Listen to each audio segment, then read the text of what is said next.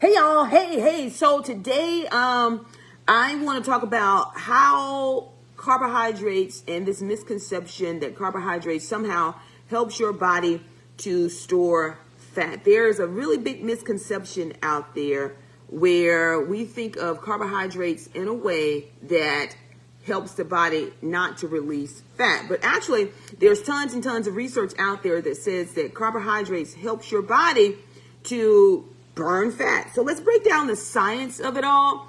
So the things that we think of as being highly carbohydrated are things like pizza, potatoes, rice, donuts. Although pizza and donuts have carbohydrates in them, those food sources are mainly fat sourced. Pizza and donuts have way more fat in them than carbohydrates. And the reason we need carbohydrates is because when we take in carbohydrates as an energy source, it causes an insulin response. That insulin response brings those carbohydrates into the muscle.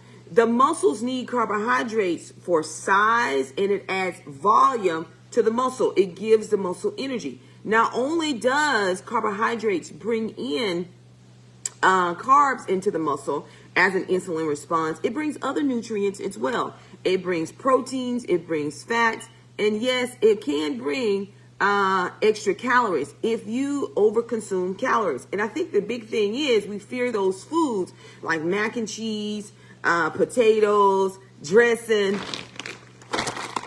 tortillas, because this is not a carbohydrate treat. This is a fat treat. It has more fat in it than it has carbs. Of course, it has a carb source, but it carries more fat than it does carbohydrates. All right. So we fear those foods because they're more palatable. They're highly palatable. And whenever a food is highly palatable, it can be easily overconsumed. And the overconsumption of calories, if not used, is stored as body fat. And keep in mind, we're always storing fat and we're always burning fat. One is never on and one is never off. They're always in sync. So I want to dispel the myth that carbohydrates causes you to gain all of this body fat. And it is our approach to our diet. It is the approach to taking in the carbohydrates. Now, of course, some people have diabetes, right? And so their approach with carbohydrates is going to be a little bit different because their insulin response is different than, I'm talking about a healthy individual with nothing going on with their body as far as diabetes is concerned. We need carbohydrates, especially on push exercises, right? Push exercises like an overhead lift or a chest press. It gives us the energy in the muscle to be able to push.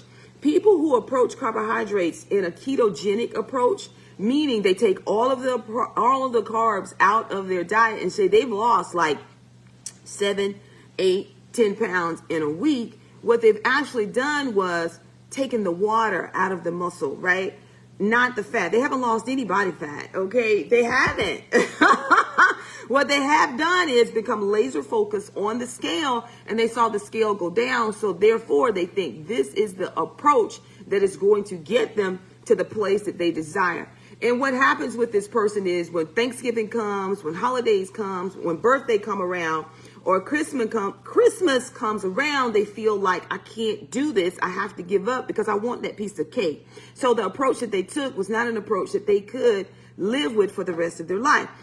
Not that it doesn't work, because keto does work. However, is that an approach that you can live with for the rest of your life? What most people will do is they will take an approach to get to the end of the outcome, and then they will revert back to adding the foods that they simply avoided for a period of time into their diet and see the weight and the fat return. And then they feel like, oh my God, I can't do this.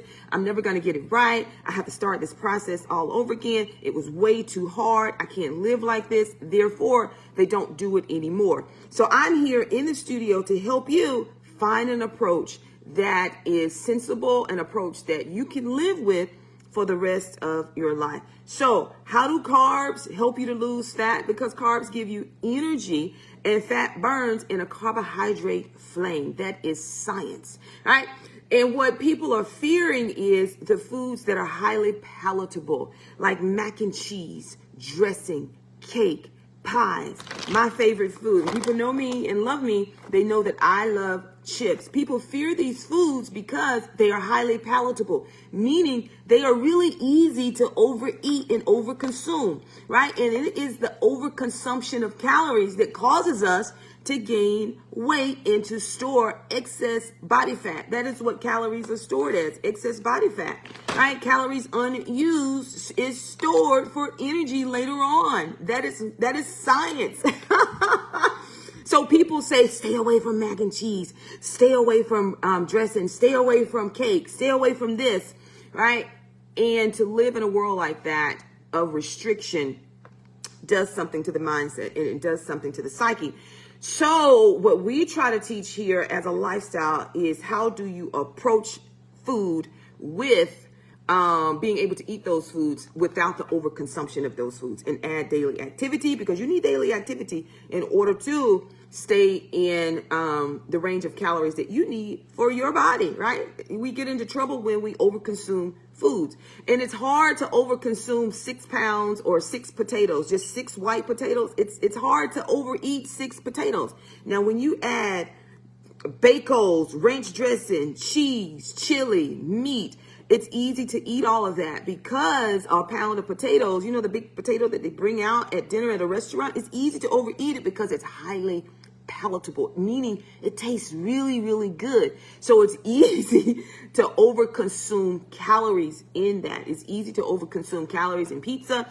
It's easy to overconsume calories in anything that's highly palatable. So it's not carbs that you're fearing. It is the overconsumption of that particular food, right? And so my challenge to you is to help you to get over the fear of food itself, right? Take in food, approach it if you want to eat it, and approach it in the amount that works for your body, because we do need carbohydrates. We need them, right? And most things that we assume are carbs is really a fat. It's really fat, right? It's pure fat that we're taking in, and it's not carbohydrates. So I hope I helped dispel the myth of carbohydrates and how you need carbs to help you to lift weights. And what happens is carbs increase the size of the muscle, right? When you see me taking in things like pure carbohydrates or watermelon during the summertime, I look a little bit more plump. You look filled out. It doesn't mean that you've gained fat. It means that carbs push up against the skin, because carbohydrates are full of water. That's what they are. And when people take approaches to ketogenic diets, they take the water out of the cell. And so when the water comes out of the cell, muscles have cells. They look smaller, and they see the scale tick down because they've dehydrated the muscle. But what happens when they start to reincorporate those carbs back into the diet, they see the scale tick back up. They feel guilty. They feel bad about themselves, and they feel like they will never, ever get it. And so therefore, they give up. It is not that they can't get it. It is the approach that they are taking towards their outcome or towards their goal.